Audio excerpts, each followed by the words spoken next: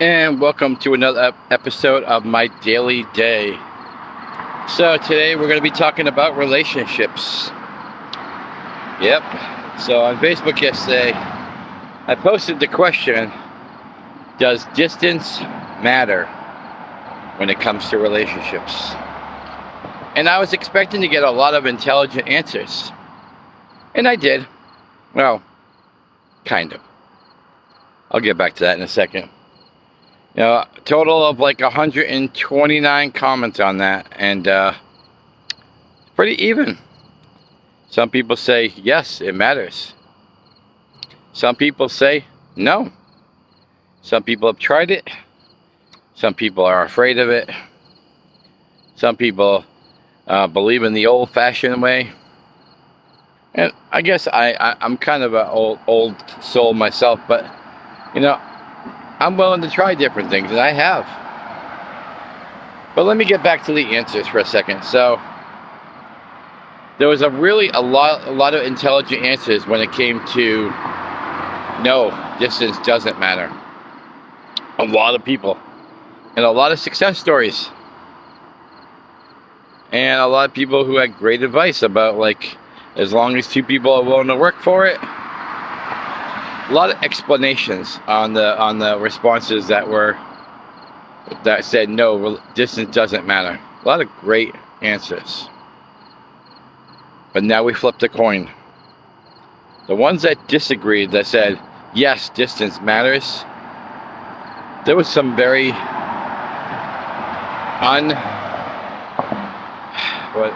without being too mean, I'll just say unacceptable, because I don't want to be mean. What does it mean by unacceptable? One-word answers. Yes. I got a lot of those. Yes, it matters. But why? Where's the explanation? I got other ones. Yes, because I like to be held. So that's the whole basis for a relationship, is to be held. I also got, well, how do you know that you're really in love with the person? Because you can't physically see them. Well, I hate to tell you, it happens a lot. And, yeah. But physical touch is an important thing, yes. But what's the old saying? Love is a hard thing. It was never meant to be easy. You have to work at love. You can't just, because they're local, I love you. That doesn't work that way. And yes, there's dangers. There's dangers of internet dating, yes. But let me go back to the answers for a second, and I'll finish my thought. There was one person that had a very intelligent conversation with. And, she kind of accused me of just not seeing everyone else's point of view. But it was hard to see everyone else's point of view when everyone else just said one-word answers. So I listened to this girl. We went back and forth. And I even thanked her at the end. I was like, thank you for explaining yourself. Like, that's what I was going for. Just like the people who said, no, it doesn't matter. They had great explanations. I didn't have one person that just said no. Not one. But getting back to the safety issue. Yeah, there's people who catfish. There's people who lie about their age, lie about their physique. Yeah, and you show up, and yeah, bad things can happen. But doesn't that also happen when you meet someone local? See, no one really gave that question a thought, except for the people who said, no, it doesn't matter. That's what I was going for, an explanation on why you felt the way you did. There's no formula that says this is right and this is wrong. Everything's a chance. And yes, it's hard to be apart. Yes, insecurities come up. Oh, I don't see him. Why is he answering my text? Why is he answering my phone call? Yes, but that's where trust has to come in. Yes, a lot of people have been hurt. I understand that. But if you're willing to go into a relationship, you must be able to just trust that person. And never, ever say, I love you, until you really mean it. Hell, that's how I met my wife. On the internet. And we were together 14 years. Married 11 of them. And you know what? Even though it is coming to an end, I don't regret it. Why? Because we trusted each other. A friend of mine, I'll just call her V, she met her sweetheart like 4 states away. And they are going on, I think she said it's their 30th year of marriage.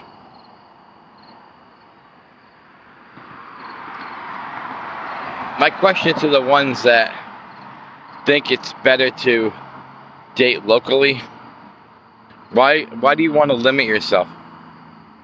How do you know that the person in your town or the people in your town are the right one?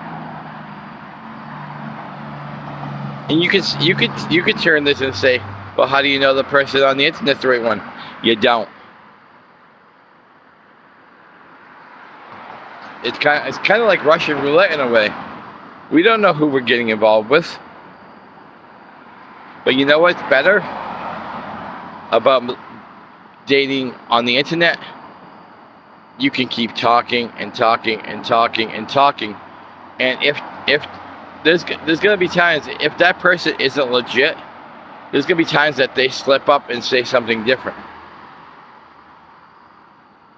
You don't have that luxury meeting locals. Yeah, you can talk and talk and talk, but you primarily talk about different things. On the internet, you kind of play catch up. How was your day? Blah, blah, blah. And I know the people who say yes, that distance does matter, doesn't want to hear this. But you're wrong. Distance does not matter. And I never said anywhere in my post, I never said that distance was going to be forever. That's the funniest thing. Y'all read into that, not me. I didn't think I had to spell every single syllable out. A lot of long distance relationships don't stay long distance. That's just, I'm not going to name call, but that's just not really sensible to think that way. That's always going to be long distance. Some people are content with just a long distance, whether it's a love interest or a friendship. But if it's a love interest and that person really does, want to meet, and the other person doesn't, then yeah, there's a red flag.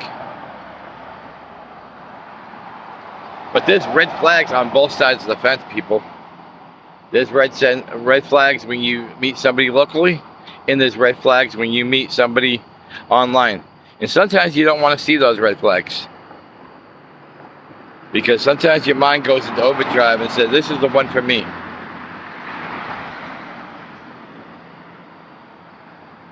But how do you really know?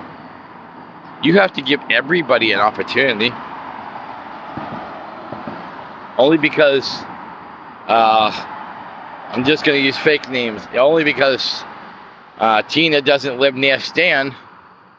And Stan might be the best guy in the world. And Tina's like, oh, but you're so far away. And then Tina hooks up with Scotty. These are fake people, just so you know. And Scotty looks like the greatest guy. And they go out to clubs and they hug and they kiss. And then one day Scotty comes home drunk. And Scotty hits that person.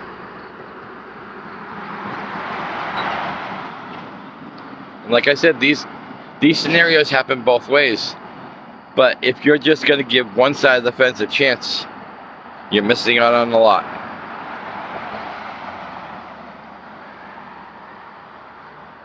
It's sad. I really thought I was going to get a lot of intelligent answers when it came to both sides of the fence. And I really only got one intelligent answer. And I wanted to, if that person watches this, I want to thank you for that answer. Because, yeah, it made me think a little bit. Yes, you're the first person I listened to. You're right, because I can't just listen to someone that says yes. Why yes? Why? I had people who even said, I tried the online thing and it didn't work out. That happens in all of life. So I'm sorry that didn't work out for you, but that doesn't mean the next one wouldn't. I'm the eternal optimist. Hold on one second. Amtrak coming through. I'm the eternal optimist. I believe that saying that there's someone for everyone. But if you're just looking in a certain crowd, you're missing out on a lot of great fish up there. So, I hope I gave you something to think about. If you like this content, leave a comment down below, give a thumbs up. If you don't like this comment, leave a comment down below and give a thumbs down. Either way, thank you for watching the video. Much love, peace, and harmony. Here's to relationships. Much love.